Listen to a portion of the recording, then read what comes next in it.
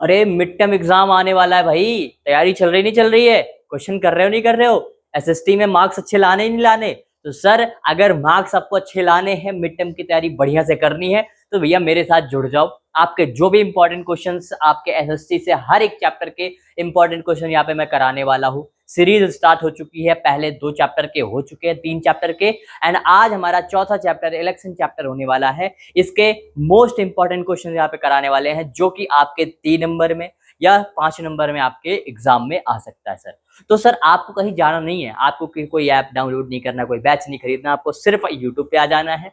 अभिषेक मिश्रा का जो ये यूट्यूब चैनल है टॉपर से, तो उसको सर्च करना है और वहां पर आपको सारी चीजें मिल जाएंगी। आज के हमारे यहाँ पे टॉप 10 क्वेश्चन देखेंगे, जिसमें केस बेस्ड क्वेश्चन भी हैं। जैसे आपके एग्जाम में केस स्टडी आती है, तो उस बेस पे भी हम यहाँ पे क्वेश्चन लेकर आए हैं सर। तो जाना मत कहीं पर, पूरी वीडियो आपको अच्छे से देख लेना है, नोट्स बना लेंगे, क्वेश्चन आपको लिख लेने हैं, क्योंकि क्वेश्चन बहुत ज्यादा चांसेस है आपके एग्जाम में आने के लिए। तो ये स्टार्ट करते हैं अपने इस प्यारे से क्वेश्चन वाली सीरीज को। और अगर आपको इनके नोट्स चाहिए तो आप हमारा टेलीग्राम चैनल ज्वाइन कर लीजिए। उसका जो लिंक है टेलीग्राम चैनल का, वो हमारे यूट्यूब चैनल के डिस्क्रिप्शन में है, वहां से आप ले सकते हैं। तो आइए स्टार्ट करते हैं अपने इस प्यारे से लेक्चर को, अपने इस प्यारे से सीरीज को। तो सबसे पहले क्वेश्चन, आपका पहला क्वेश्चन आ गया भैया। पहला क्वेश्चन आ गया ताजा ताजा एकदम छन के। क्या लिखा गया है? Why are the regular elections necessary in a democracy? अब सबसे पहले पूछोगे सर ये इलेक्शन क्या होता है?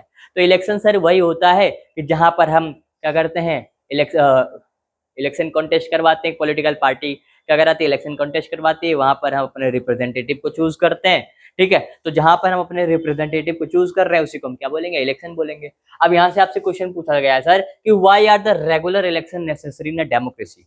डेमोक्रेसी में एक रेगुलर इलेक्शन किस लिए इंपॉर्टेंट है? अब यहाँ पे रेगुलर इलेक्शन का ये मतलब नहीं हुआ सर कि डेली इलेक्शन हो रहा है। इलेक्शन का, रेगुलर इलेक्शन का मतलब एक टाइम पीरियड फिक्स है, उस टाइम पीरियड पे यहाँ पे इलेक्शन हो रहा है। तो ये क्यों जरूरी है हमारे डेमोक्रेसी में? क्वेश्चन पूछा गया, तो सर आंसर है हमारा यहाँ पर है कि election give people the power to choose their leaders. क्या करता है सर? जो इलेक्शन है वो लोगों को, पीपल्स को एक पावर देता है। कैसी पावर देता है सर? अपने लीडर को चूज करने की पावर देता है।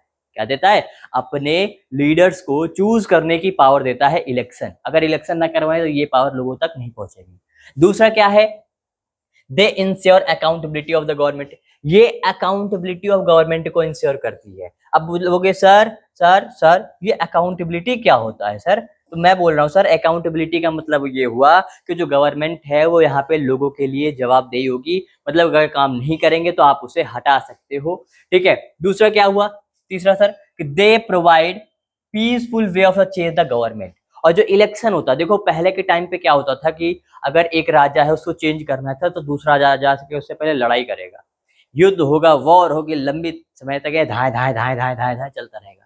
लेकिन इलेक्शन एक ऐसा आया कि यहाँ पर जो गवर्नमेंट को चेंज करना होगा तो पीसफुल तरीके से यहाँ पे आप गवर्नमेंट को चेंज कर सकते हो। किसका हेल्प लेकर सर? हम यहाँ पे किसकी हेल्प लेंगे सर? इलेक्शन की। इलेक्शन की हेल्प लेकर हम क्या करते हैं? गवर्नमेंट को पीसफुल तरीके से चेंज कर देते हैं। दे reflect will of the people. ये क्या रिफ्लेक्ट करते हैं sir? Will of the people, मतलब पीपल्स क्या चाह रहे हैं वो इलेक्शन में पता चल जाता है कि भैया पीपल्स कौन से गवर्नमेंट को चाह रहे हैं जो जीतेगी। ये माना जाएगा भैया कि लोग इनको चाह रहे थे जिताना, इनको अपने गवर्नमेंट बनाना चाह रहे थे, इसलिए ये बन गए। ठीक है, they strength the democracy by the insuring participation and trust. देखो सिंपल सा है कि जो इलेक्शन है सर वो पार्टिसिपेशन और ट्रस्ट लेकर आता है, जिससे ये इंश्योर करा जाता है सर कि जो हमारी गवर्नमेंट है, हमारी जो डेमोक्रेसी है, वो और ज्यादा स्ट्रेंथ उसमें मिल गई है। तो ये हमारे कुछ 5 पॉइंट्स थे जिनकी वजह से जो बताते हैं कि सर इलेक्शन किस लिए जरूरी होता है एक डेमोक्रेसी में, एक रेगुलर इलेक्शन डेमोक्रेसी में किस लिए जरूरी होता है, ये आपको बताते हैं सर 5 पॉइंट। उसका दूसरा सर क्या कहता है? दूसरा क्वेश्चन आपसे पूछा गया है डिफरेंस बिटवीन, आपको डायरेक्ट और इनडायरेक्ट इलेक्शन में डिफरेंस बताना है। डायरेक्ट इलेक्शन क्या होता है सर, और इनडायरेक्ट इलेक्शंस क्या होते हैं? तो सर डायरेक्ट इलेक्शन होता है people directly elect their representative. यहाँ पे जो अपने पीपल्स होते हैं वो अपने रिप्रेजेंटेटिव को डायरेक्ट जाके इलेक्ट कर लेंगे, कहेंगे भैया मैं तो इस रिप्रेजेंटेटिव को चूज करूंगा, ये बहुत बढ़िया काम करता है, मैंने डायरेक्टली इसको इलेक्ट कर लिया। तो सर क्या होगा? ये इसमें डायरेक्ट इलेक्ट करते हैं, इसमें कोई इंटरमीडिएरीज इन्वॉल्व नहीं होता, कोई इंटरमीडिएरीज नहीं होता इसमें।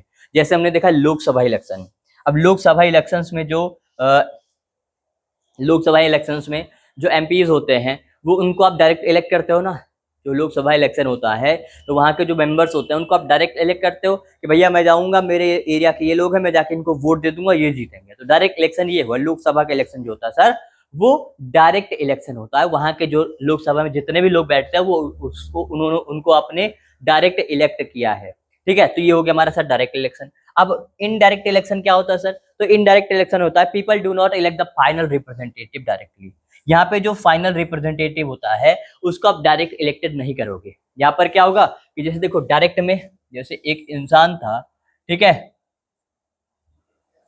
तुम में से कोई इंसान है ये, ठीक है, और एक दूसरा रिप्रेजेंटेटिव था, ठीक है, क्या था सर? रिप्रेजेंटेटिव था एक, मान लो, ठीक है, और इसने इसने इसको इलेक्ट किया, तो ये हो गया सर डायरेक्ट। इसने क्या हुआ? डायरेक्ट। अब एक तीसरा आया सर राज्यसभा के लिए, तो इसको किसने इलेक्ट किया? इसको इसने किया, जिसको आपने किया था। जिस पहले ये तो थे आप, ये आप कौन थे? ये आप थे, और आपने इलेक्ट किया अपने रिप्रेजेंटेटिव को, और आपके रिप्रेजेंटेटिव ने इनको इलेक्ट किया। तो क्या ये क्या हो गया सर? ये हो जाएगा इनडायरेक्ट। आपने जिसको इलेक्ट किया उसने जाके दूसरे को इलेक्ट किया, तो वो हो जाएगा sir indirect election. Indirect election, representative are elected by the elected member. वही बताया गया है सर कि जो इलेक्टेड मेंबर होते हैं वही आगे जाके दूसरे को इलेक्ट करते हैं। ठीक है, एग्जाम्पल कहां पर होता है election? Election of president in India. क्या प्रेसिडेंट का इलेक्शन कभी आपने सुना है सर कि जहां पे लोग जाके डायरेक्ट प्रेसिडेंट को वोट कर रहे हो? नहीं सुना होगा। ठीक है, तो ऐसे इलेक्शन को हम क्या बोलते हैं सर? Indirect election. आप जो लोकसभा के मेंबर्स को इलेक्ट करते हो ये जाके इलेक्ट करते हैं सर किसको? प्रेसिडेंट को इलेक्ट करते हैं। तो ये हो जाएगा सर इनडायरेक्ट इलेक्शन। तो ये भी आपको पढ़ लेना सर, 2 से 3 नंबर में क्वेश्चन आ सकता है। उसके बाद आपसे पूछा जा रहा है कि इलेक्टोरल सिस्टम के ऊपर क्वेश्चन है सर। किसके ऊपर क्वेश्चन है? इलेक्टोरल सिस्टम के ऊपर क्वेश्चन है कि पूछ रहा है explain the FPTP electoral system. FPTP electoral system क्या होता है?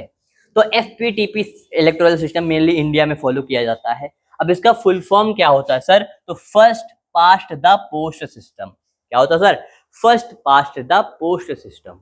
अब इसमें ये सिस्टम होता कैसे है? तो in this system the candidate who get highest number of vote in a constituency is declare the winner. जैसे मान लो एक कॉन्स्टिट्यूएंसी है, मान लो ये एक एरिया है, ठीक है, और इस एरिया में मान लो रेड वाले को ज्यादा मिला, या ये जो रेड है इसको ज्यादा वोट मिल गया, ठीक है, और येलो वाले को कम मिला सर। तो जिसको ज्यादा वोट मिला वो क्या होगा सर? विनर होगा। जिसको ज्यादा वोट मिला वो क्या होगा सर? वो होगा विनर। ठीक है, तो इसमें एफपीटीपी में क्या बोला जाता है सर? एफपीटीपी में बोला जाता है सर कि जिसको ज्यादा वोट मिला किसी कॉन्स्टिट्यूएंसीज में, किसी कॉन्स्टिट्यूएंसीज में जिसको ज्यादा वोट मिलेगा वही जीतेगा। तो यहाँ पर क्या होता है sir? FPTP. Even if the winner does not get 50% of the total votes he और she will still win. Simple सा है सर, जरूरी नहीं है कि आप 50% या उससे ज्यादा वोट लाओ तभी आप जीतोगे। आप अगर बाकियों से तुम्हारा वोट ज्यादा है तो तुम जीते हो, बाकियों से तुम्हारा वोट ज्यादा है तो तुम जीत गए हो। ठीक है, ये कौन कहता है सर? ये कहता है FPTP. This system is simple, भैया सिंपल है, इजी है, और वाइडली यूज, अधिकतर ये यूज किया जाता है हर जगह। कौन सा sir? FPTP, first past the post system. अब अगर आपसे कोई पूछे कि सर एक होता है एफपीटीपी, तो आपने बता दिया क्या होता है, एक होता है प्रोपोर्शनल रीजनिंग होता है, इन दोनों में डिफरेंस भी तो बता दो सर। आपने ये बता दिया, अब डिफरेंस कौन बताएगा? तो सर हम ही बताएंगे, और कौन बताएगा? तो इसमें क्या कह रहा है सर? मीनिंग सबसे पहले देखते हैं। तो एफपीटीपी तो हमने समझ लिया कि जिसको ज्यादा वोट मिलेगा वो जीत जाएगा एफपीटीपी में। ठीक है, ऑब्जेक्टिव क्या रहता है? To elect our representative from the each constituencies. FPTP का क्या ऑब्जेक्टिव रहता है सर? कि हर एक कॉन्स्टिट्यूएंसीज में एक रिप्रेजेंटेटिव को इलेक्ट करना, हर एक कॉन्स्टिट्यूएंसीज में से एक रिप्रेजेंटेटिव को इलेक्ट करना। इसका आउटकम क्या होता है सर? तो may not reflect the actual vote polled by the parties. ये नहीं दिखाता भैया कि कितने वोटर्स कितने पार्टीज में कितने में गए, नहीं सर, जिसको ज्यादा वोट मिला, अब कहीं कभी वोटर हो कैसा भी हो वो तुम्हें मिलेगा। ठीक है, जैसे ये कहाँ यूज होता है सर? इंडिया में, यूके में, यूएसए में, कनाडा में और ऑस्ट्रेलिया में हमारे क्या यूज होता है sir? First past the post system. अब एक होता है sir proportional representation. Proportional representation क्या होता है सर, कि यहाँ पर सभी पार्टी इलेक्शन लड़ रही हैं। यहाँ पर क्या होगा, सभी पार्टी इलेक्शन लड़ रही हैं, तो जिन पार्टी को जितना वोट मिलेगा उनके वोट के हिसाब से उनको सीट दे दी जाएगी। यहाँ पर किसी को निराश नहीं करते, यहाँ पर किसी को निराश नहीं करते, हर एक पार्टी को सीट्स मिलेंगी। जिसको ज्यादा वोट मिला उसको ज्यादा सीट्स मिल जाएंगी, जिसको कम वोट मिला उसको कम सीट मिलेगी, मिलेगी सबको। ये कौन कहता है सर, ये कहता है प्रोपोर्शनल रिप्रेजेंटेशन। ठीक है, to ensure fair representation of all parties, ये हर एक पार्टी का फेयर रिप्रेजेंटेशन रखता है। दूसरा क्या हुआ, reflect the actual voting pattern more accurately, ये एक्चुअल वोटिंग पैटर्न है उसको ज्यादा एक्यूरेट तरीके से क्या करता है सर, रिफ्लेक्ट करता है। कहाँ कहाँ यूज होता है सर, नीदरलैंड में, स्वीडन में, इजराइल में और साउथ अमेरिका में यूज होता है सर। कौन सा, प्रोपोर्शनल रिप्रेजेंटेशन। कौन सा होता है सर, प्रोपोर्शनल रिप्रेजेंटेशन। जैसे एसपीटीपी था सर, इसमें विनर आते हैं, और पीआर में क्या होता है sir, fair share for all parties, हर एक पार्टी को यहाँ पे शेयर मिलता है। ठीक है, अब उसके बाद आता है सर कि why is an independent election commission essential for democracy. एक डेमोक्रेसी के लिए एक इंडिपेंडेंट इलेक्शन कमीशन जरूरी क्यों होता है, कि भैया इलेक्शन तो ऐसे भी करवा सकते हो, लेकिन सिर्फ इंडिपेंडेंट इलेक्शन कमीशन ही क्यों जरूरी होता है, ये भी तो बताओ सर। तो ये हम बताएंगे, चिंता ना करो, ये 5 नंबर में आपके क्वेश्चन पूछ सकते हैं। तो भैया इसको करके जाना, बहुत इंपॉर्टेंट क्वेश्चन है, अगर नहीं करके गए ना दौड़ा के मारूंगा तुमको। चलो भैया, क्वेश्चन क्या कह रहा है कि क्यों जरूरी होता है इंडिपेंडेंट इलेक्शन। तो सबसे पहले क्या करता है, ये free fair and impartial election करवाता है। मतलब कि जो इलेक्शन करवा रहा है इलेक्शन कमीशन, वो किसी के पक्ष में नहीं रहता है, किसी के पक्ष में नहीं रहता है, सबके लिए बराबर रहता है, फ्री रहता है, फेयर रहता है, और किसी के साथ नहीं रहता है। जो जीता वही सिकंदर होता है। इसमें क्या कहता है इलेक्शन कमीशन, भैया जो जीता वही सिकंदर। उसके बाद क्या हुआ कि protect election from the government interference and pressure. क्या होता है सर, ये इलेक्शन को प्रोटेक्ट करता है, किससे, ताकि उसमें गवर्नमेंट का इंटरफेरेंस ना हो, गवर्नमेंट उसमें प्रेशर ना कर पाए। तो सिंपल सा, अगर मान लो ये इंडिपेंडेंट ना रहे इलेक्शन कमीशन, तो क्या इसमें जो रूलिंग पार्टी है वो अपने प्रेशर, अपना पावर का यूज करके उसमें वोट खुद ही अपने तरफ कर सकती है, अपने आप को जिता सकती है। तो इसी को बचाने के लिए हमने क्या करा सर, हमने इंडिपेंडेंट इलेक्शन कमीशन ले आए, ताकि गवर्नमेंट इसमें इंटरफेयर न कर सके। क्या बिल्ड कर सकता है, public trust in the electoral process. अब जो लोग वोट करते हैं, लोग जानते हैं सर कि हमारे वोट की वजह से ही सामने वाले पार्टी के नेता इलेक्ट हो रहे हैं, तो वो उनका वो जो ट्रस्ट है वो कहाँ से आया, वो ट्रस्ट लेकर आता है sir independent election commission. Election commission कहता है सर हम किसी के साथ नहीं है, हम किसी के साथ नहीं, तुम अगर जिसको ज्यादा वोट दोगे हम उसे जिताएंगे, तुम जिसको कम वोट दोगे हम उसको फेंक देंगे उठा के। कौन कहता है सर, इलेक्शन कमीशन कहता है। इसी वजह से यहाँ पे सबका ट्रस्ट बना रहता है, साथ में इक्वल अपॉर्चुनिटी यहाँ पे लेकर आता है हर एक पॉलिटिकल पार्टी के लिए, हर एक कैंडिडेट के लिए इक्वल अपॉर्चुनिटी लेकर आता है कि किसी के साथ यहाँ पे बेईमानी ना हो, किसी के साथ चीटिंग ना हो। जिसको लोग चाहेंगे वो जीतेगा, जिसको नहीं चाहेंगे वो हारेगा। ठीक है, strength democracy but upholding the will of the people. क्या कहता है सर, ये डेमोक्रेसी को स्ट्रेंथ करता है और साथ में जो लोगों की चाह है उसको भी यहाँ पे लेकर आता है सर, कि जिसको लोग चाह रहे हैं उसको जिताया जाएगा, उसको जिताया जाएगा, मतलब कि जिसको चाहेंगे उसको ज्यादा वोट मिलेगा और वो जीत जाएगा। ठीक है, ये क्वेश्चन हमारा उम्मीद करता हूँ सर आपको क्लियर हो गया होगा, बहुत इंपॉर्टेंट क्वेश्चन है सर ये। उसके बाद क्वेश्चन दूसरा है, explain the role of the representation of the people's act 1950 and 1951 in regulating election. अब आपसे पूछ रहा है कि रोल बताओ किसका, the representation of the people's act. People's act 1950 और 1951 जो था उसका क्या रोल था वो आपसे पूछा जा रहा है, उसका क्या रोल था वो आपसे पूछा जा रहा है। तो सर सबसे पहले देखना है पॉइंट क्या लिखा है, सबसे पहला पॉइंट क्या लिखा है, एक बार रीड करो, तब तक पानी पी लेता हूँ सर। आप तो बैठ के घर पे पानी पी रहे होगे हैं।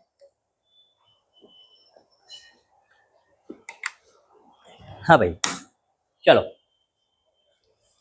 अब पहले क्या लिखा है, रिप्रेजेंटेशन ऑफ पीपल्स एक्ट 1950। जो 1950 वाला पीपल्स एक्ट है वो किसी के साथ डील करता है, deal with the conduct of election. Election कैसे आप कंडक्ट करवा रहे हो लोकसभा में, कैसे स्टेट लेजिस्लेटिव असेंबली का इलेक्शन करवा रहे हो। तो पीपल्स रिप्रेजेंटेशन एक्ट 1950 क्या कहता है कि किस हिसाब से आप इलेक्शन लोकसभा में करवाओगे, किस हिसाब से इलेक्शन आप स्टेट लेजिस्लेटिव असेंबली का करवाओगे, ये कहता है। दूसरा क्या होता है, पीपल्स एक्ट 1951 वाला क्या कहता है, 51 क्या कहता है, तो ये तो सिंपल सा है कि इलेक्शन किस हिसाब से करवाओगे, लोकसभा का और स्टेट लेजिस्लेटिव असेंबली का, ये 1950 का कहता है। और 1951 वाला क्या कहता है कि रूल्स फॉर इलेक्शन, इलेक्शन के लिए क्या क्या रूल होंगे, किस किस रूल पे आपका इलेक्शन होगा, ठीक है, कौन से नियम होंगे, डिस्क्वालिफिकेशन क्या होगा कि भैया क्या क्या करते पाएंगे तो आपको डिस्क्वालीफाई कर दिया जाएगा इलेक्शन से, और साथ में करप्ट प्रैक्टिसेस और इलेक्शन डिस्प्यूट, इन सब के बारे में कौन बताता है, 1951 वाला एक्ट। 1950 ने क्या बोला कि भैया इलेक्शन कैसे करवाना है लोकसभा में और स्टेट लेजिस्लेटिव असेंबली में। लेकिन 51 वाला आया और उसने बोला sir rules for election, election के लिए क्या क्या रूल्स होंगे, ठीक है, डिस्क्वालिफिकेशंस क्या क्या होंगे कि आप क्या करते पाएंगे तो आपको डिस्क्वालीफाई कर दिया जाएगा, और करप्ट प्रैक्टिसेस क्या क्या होंगी, किन किन प्रैक्टिसेस को हम करप्ट मानेंगे, और क्या क्या इलेक्शन डिस्प्यूट होगा, वो सब कौन बताता है सर, 1951 बताता है। क्या बताता है सर, 1951 बताता है। This act provide a legal framework, sir ये क्या कहता है, ये एक लीगल फ्रेमवर्क लेकर आता है जिसकी वजह से जो इलेक्शन होता है फ्री एंड फेयर होता है, उसमें कोई चीटिंग नहीं होती है, किसी के साथ नाइंसाफी नहीं होती है, और पीसफुल इलेक्शन हो जाता है, कोई इसमें दिक्कत नहीं होती है। They help maintain the integrity and credibility of the electoral process. ये सर क्या कहता है सर, इलेक्टोरल प्रोसेस का एक रिस्पेक्ट बना के रखता है। ये जो दोनों एक्ट है 1950 और 1951 वाला, कहता है भैया कि इसकी वजह से हमारा जो इलेक्टोरल प्रोसेस है उसको सब लोग माने, उसकी रिस्पेक्ट करें, उसकी सेल्फ रिस्पेक्ट बनी रहे, ठीक है। तो सिंपल सा सर, यहाँ पे जो एग्जाम फोकस है, इंडिपेंडेंट इलेक्शन कमीशन कौन कहता है सर, फेयर इलेक्शन करवाता है, ठीक है। रिप्रेजेंटेशन पीपल एक्ट 1950 कहता है इलेक्शन कैसे कंडक्ट करवा रहा है, और 51 वाला कहता है सर रूल्स एंड डिस्प्यूट क्या क्या है, और कोर आइडिया क्या है, डेमोक्रेसी एंड पीपल्स विल। आगे आते हैं सर कि ये क्वेश्चन, इसके बाद हम करेंगे सर क्या, केस स्टडी करेंगे। हम क्या करेंगे सर, केस स्टडी करेंगे। केस स्टडी में बोला सबसे पहले उसके पहले आते हैं नेशनल पार्टी क्या होती है और स्टेट या रीजनल पार्टी क्या होती है, इन दोनों में डिफरेंस पूछा जाएगा कि भैया नेशनल पार्टी बता दो और स्टेट या रीजनल पार्टी में डिफरेंस बता दो सर। तो सबसे पहले आते हैं सर कि जो नेशनल पार्टी होती है operate and have presence across the whole country, ये पूरे कंट्री में होनी चाहिए, अधिकतर पूरे कंट्री में ऑपरेट कर रही हो, उसे हम क्या बोलते हैं sir, national party. Contest election in many state, कई सारे स्टेट में ये इलेक्शन करवा चुकी हो और वहां पे मतलब कि इलेक्शन करवा दिया हो, मतलब कई सारे इलेक्शन में पार्टिसिपेट कर दिया हो कई सारे स्टेट में। कौन, नेशनल पार्टी। नेशनल पार्टी क्या कहता है सर कि कई सारे स्टेट में आपने इलेक्शन करवाया है। Have a nation wide outlook and policies on the national issues, इसने नेशन वाइड मतलब कि पूरे देश के लिए कोई पॉलिसीज लेकर आई हो, पूरे देश की हित में बात कर रही हो, पूरे देश के लिए काम कर रही हो। जैसे एग्जांपल क्या है सर, बीजेपी है, इंडियन नेशनल कांग्रेस है, सीपीआई है, बीएसपी है, ये सब क्या है सर, ये है नेशनल पार्टीज हैं, ये सब क्या है सर, नेशनल पार्टीज है। Play a key role in the national politics and formation of the central government, ये एक की रोल प्ले करते हैं नेशनल पार्टीज। किस कैसे की रोल, कि किस हिसाब से नेशनल पॉलिटिक्स यहाँ पर हो रहा है और सेंट्रल गवर्नमेंट किस हिसाब से फॉर्म्ड होगी उस पर भी बात करती है कौन, नेशनल पार्टी। तो मतलब पूरे देश के लिए काम करने के लिए, पूरे कंट्री लेवल पे काम करने के लिए आता है सर नेशनल पार्टी। अब स्टेट या रीजनल पार्टी, देखो नाम से पता चल गया होगा सर कि ये किसी पर्टिकुलर स्टेट या रीजन में काम करती है, किसी पर्टिकुलर स्टेट में या रीजन में काम करती है। कौन सर, स्टेट या regional party. Contest election most only one state और द स्पेसिफिक रीजन, सिर्फ एक स्टेट में या कुछ स्पेसिफिक रीजन में ही ये क्या करते हैं सर, इलेक्शन करवाते हैं। कौन, स्टेट या regional party. Focus on regional issues, regional issues पे फोकस करते हैं, और लोकल गवर्नमेंट होते हैं उस पर फोकस करते हैं। जैसे आम आदमी पार्टी कहाँ पे है सर, दिल्ली में है, अब तो ये और बढ़ गई है सर, पंजाब में पहुंच गई, ठीक है। टीएमसी वेस्ट बंगाल में काम करती है, डीएमके तमिलनाडु में है, ठीक है। एसएचएस महाराष्ट्र में, और बीजेडी है क्या सर, ओडिशा में। तो ये हमारा क्या है सर, स्टेट या रीजनल पार्टी जो पर्टिकुलर स्टेट में होती है, represent the regional aspiration, play an important role in the state policies. Mainly ये स्टेट पॉलिसीज के लिए काम करते हैं, स्टेट के लिए काम करते हैं, इसलिए हम क्या बोलते हैं इसे स्टेट पार्टीज बोलते हैं या रीजनल पार्टी बोलते हैं, ठीक है सर। तो उम्मीद करता हूं 2 महीने आपको डिफरेंस क्लियर हो गया होगा। अब इसके बाद आता सर केस स्टडी आती है सर, केस स्टडी स्टार्ट करते थे। पहला केस आपको दिया गया कि अ कंट्री होल्ड इलेक्शन, एक कंट्री है इलेक्शन करवा रही है regularly, but voters have only one candidate to choose from. Country है इलेक्शन रेगुलर करवा रही है, इलेक्शन कैसा करवा रही है सर, रेगुलर इलेक्शन करवा रही है, लेकिन जो कैंडिडेट है वो सिर्फ एक है, कैंडिडेट सिर्फ एक है जिससे आप चूज कर सकते हो। तो क्वेश्चन आपसे पूछा गया कि ये क्या एक डेमोक्रेटिक इलेक्शन है, क्या ये एक डेमोक्रेटिक इलेक्शन है, अगर है तो क्यों, अगर नहीं है तो क्यों। ये आपसे पहला क्वेश्चन पूछा गया इस केस से। तो इसका भैया आंसर है यहाँ पर क्या कह रहा है कि not a meaningful democratic election. ये कोई डेमोक्रेटिक इलेक्शन नहीं है जहां पर एक ही कैंडिडेट हो तो उसे आप डेमोक्रेटिक इलेक्शन नहीं बोल सकते हो। नो रियल चॉइस, यहाँ पर कोई रियल चॉइस ही नहीं है भैया वोटर्स के पास कोई रियल चॉइस ही नहीं है। वो भैया इलेक्शन का मतलब क्या हुआ, डेमोक्रेटिक इलेक्शन का मतलब क्या हुआ कि कई सारे चॉइस हो आपके पास कि भाई ये नेता सही काम नहीं कर रहा, हटाओ दूसरा चूज करेंगे, ये काम नहीं कर रहा है, हटाओ दूसरा चूज करेंगे, इसका मतलब होता है। लेकिन यहाँ पर सिर्फ आपका एक ही है, तो क्या यहाँ पर क्या हुआ कि फॉर्मेलिटी आपका सिंपल सा है, क्या सही एक्सप्रेशन होगा यहाँ पे पीपल्स विल्स का, क्या यहाँ पे लोग सही चाह रहे हैं, कुछ जो चाह रहे हैं वो हो रहा है, नहीं हो रहा सर, तो हम क्या बोलेंगे ये एक मीनिंगफुल डेमोक्रेटिक इलेक्शन नहीं है। दूसरा क्या हुआ, why is political choice important. भैया पॉलिटिकल चॉइस इंपॉर्टेंट क्यों होता है, पॉलिटिकल चॉइस इंपॉर्टेंट क्यों होता है, तो सर पॉलिटिकल चॉइस इसलिए इंपॉर्टेंट होता है कि क्या होता है, it allow to choose the best alternative. तो सिंपल सा एक नेता काम नहीं कर रहा है, हटाओ दूसरा लाओ, अल्टरनेटिव है आपके पास कि अगर ये काम नहीं करेगा तो हम दूसरे को चूज करेंगे, ठीक है। तो पॉलिटिकल जो चॉइस है ये इसलिए होता है। दूसरा, it encourage A competition between parties के बीच में कॉम्पिटिशन लेकर आता है सर, कि अगर ये काम मैं नहीं करूंगा, अगर मैं काम नहीं करूंगा तो सामने वाली पार्टी बाजी मार ले जाएगी, अगर मैं काम सही से नहीं करूंगा तो सामने वाली पार्टी बाजी मार लेगी, इसलिए हम काम सही से करेंगे। तो ये भी एक इंपॉर्टेंट होता है। और it reflect different ideas of policies, अलग अलग पार्टीज होती है सर, उनके उनके अलग अलग आइडियाज होते हैं, अलग अलग पॉलिसीज होती है, तो वो भी लेकर आता है सर। साथ में अब तीसरा क्वेश्चन इस केस से पूछा गया, how do election make representative accountable. ठीक है, जो इलेक्शंस होते हैं वो रिप्रेजेंटेटिव्स को अकाउंटेबल क्यों कैसे बनाते हैं, अकाउंटेबल कैसे बनाते हैं। तो इलेक्शन मेक रिप्रेजेंटेटिव्स अकाउंटेबल, जो इलेक्शन होते हैं सर वो इनको क्या बनाते हैं, अकाउंटेबल बनाते हैं। कैसे बनाते हैं, तो रिप्रेजेंटेटिव देखो सिंपल सा है कि जो रिप्रेजेंटेटिव होते हैं, नेता होते हैं, उनको पता है कि सर अगर हमने काम सही से नहीं किया तो हमें पब्लिक अगली बार इलेक्ट नहीं करेगी, हटा देगी, ठीक है। इसलिए वो क्या करते हैं सर, काम भी करेंगे और साथ में अगर लोग उनसे क्वेश्चन पूछ रहे हैं तो उस क्वेश्चन का आंसर भी करेंगे, उस क्वेश्चन का क्या करेंगे, वो आंसर भी करेंगे। इस वजह से सर क्या होता है, जो रिप्रेजेंटेटिव होते हैं वो अकाउंटेबल होते हैं। अब दूसरा आता सर इसके पास केस 2 आता है, आपके पास केस 2 आता है। केस 2 क्या लिखा गया है, many eligible citizens are missing from the electoral roll. कई सारे जो एलिजिबल सिटीजन्स हैं, मतलब कि 18 प्लस हैं, वो इलेक्टोरल रोल से मिसिंग है, ठीक है, ये बोला गया। तो अब अगर आपसे पूछा है what is an electoral roll, आप पूछोगे सर ये इलेक्टोरल रोल है क्या।